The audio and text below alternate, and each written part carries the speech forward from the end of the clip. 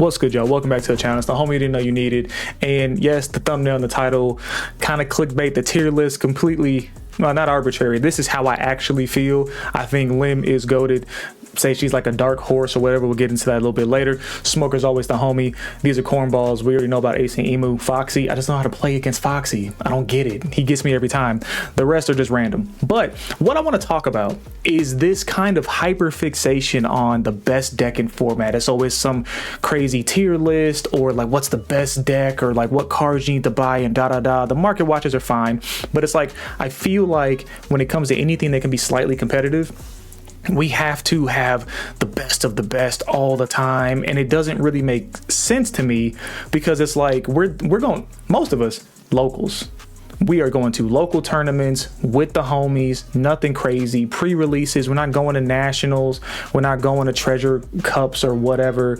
Now if you're doing those things, you already know what deck you're playing for what reason, you're counter picking and all that kind of jazz. Like that's fine, but like I don't put on cleats to race my daughter in the backyard, right? It's like, so if you're going to locals and you're not playing a deck that makes you happy, that you don't like looking at, that you're not having fun blinging out, that doesn't have characters that you care about, it doesn't make sense to even play the game.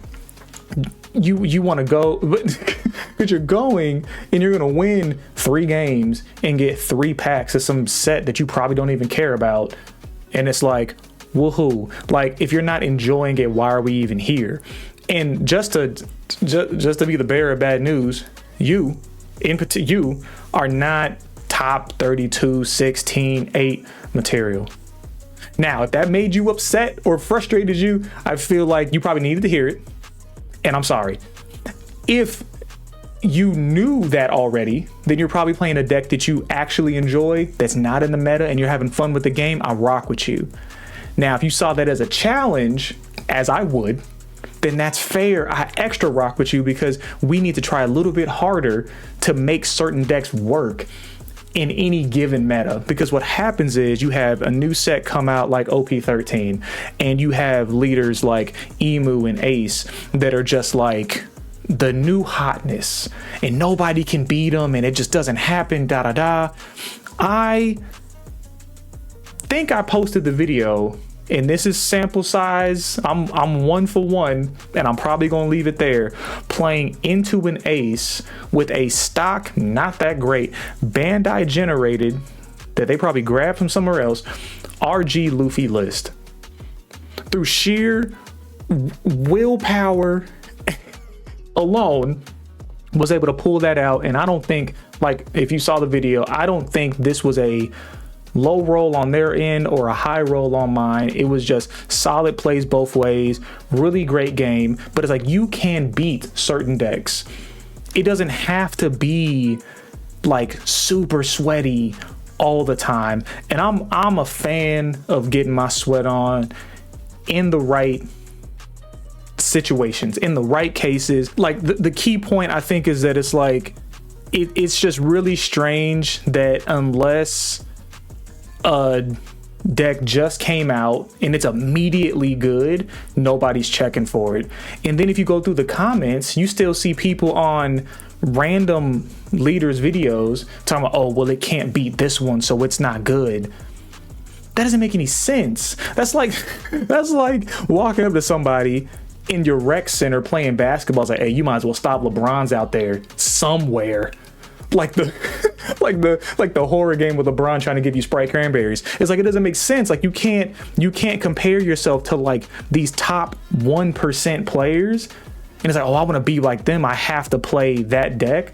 But then every time we see a Lim or a Bonnie, which are bad examples at this point, but like some off deck like Foxy top at some 100-person tournament, oh wow, how they do it? Because they're a specialist in that deck. They dedicated the time to figuring out how the deck works.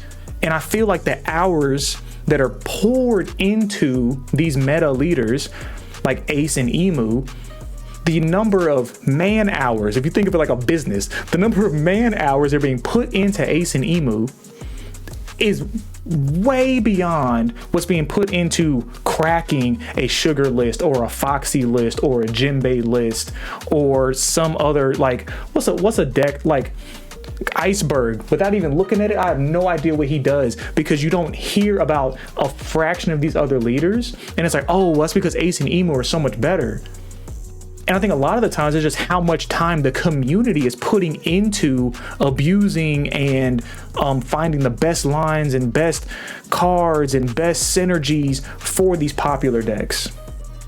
I don't think some of them are inherently better. I'm not going to argue that, but I think a lot of the time it's just how much time the community actually wants to put into trying, which I think is really nice that we're getting simultaneous releases, because we can't just piggyback off of what the East did, take a list and kind of tweak it over here, but more or less the decks are like 98% the same. If everything's coming out at the same time, everybody has to be trying from the jump to get that leg up and find new techs and new synergies and whatever else. Everyone's at the starting line.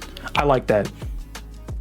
Segue into Lim, it's like, for example, when Lim came out, Lim was trash. I don't know why, but I liked her. 4-life leader, block 3, so she's gonna be around for a while, and the bob is tight. Even in the alt art, it's got a little more sheen to it, you know? Like, I've always thought Lim was super cool, and I like to cheat a little bit. I like a little cheat in my TCG. So being able to rest 3 Dawn to cheat out a 5 cost, I'm like, yeah, and ramp 1? Absolutely. 4th turn, 9 Dawn Zoro? Say less. Like, this has always been an appealing leader for me. Terrible in the beginning, still took it to locals. I was coming off a Smoker. Love him. But I got my fair share of winter cards or whatever else, but it's like Smoker just wasn't the meta. But I love Smoker. I don't know why, I couldn't tell you. So switching over to Lim, I wasn't concerned with whether I won or lost. I won games, but it's like I enjoyed the deck. And now what's happening is that she's continuing to get support. She's continuing to get a little more cracked every set. And then eventually to be like, wow, Lim came out of nowhere, nobody knew. And of course, be people that are like, I always knew, I always played Lim, Who cares? Who cares? The fact that she's getting the cards that she's getting now, like, she's going to continue to get better, which this is now just Lim talk. I think I'm really excited to see kind of where she goes, especially when you got off the top of my head, you have the 5 cost, for example, Sanji, that brings back 2 of your Dawn. So right there, synergizes immediately with Lim, because now we're shoring up that mid game. You have those mid game kind of lulls. If you don't go, which is a goated lineup, if you don't go 1 cost Lim into Don Quixote, restand the Don Quixote blocker, into 5k leader swing and 2 9k Dofi swings off the Mihawk you dropped, restand both of those into the Zoro, like that line is insane, but it's not super consistent. So being able to find something else in the middle, let's say you got the Dofi but not the Mihawk, or the other way around, that Sanji allows you to keep going wide and still get kind of that board presence to keep pushing forward. And that 9 cost Shanks, is it 9 cost or 10 cost? The one that restands all of your Dawn. I typed in Zoro. I am cooked. Shanks, 10 cost Shanks. This Shanks is insane. New OP-13 card, straight in a Lim for me. Get all your Dawn back. You get to spread that out and swing, leave 3 up so you can do your leader ability. And if you have the Mihawk in hand, still a super strong turn. You're getting that 10 back. You can still swing. I'm not gonna do the math. You got a leader swing, you got some other 6k body swing, Mihawk, swing that again, swing another body you already had out, whatever.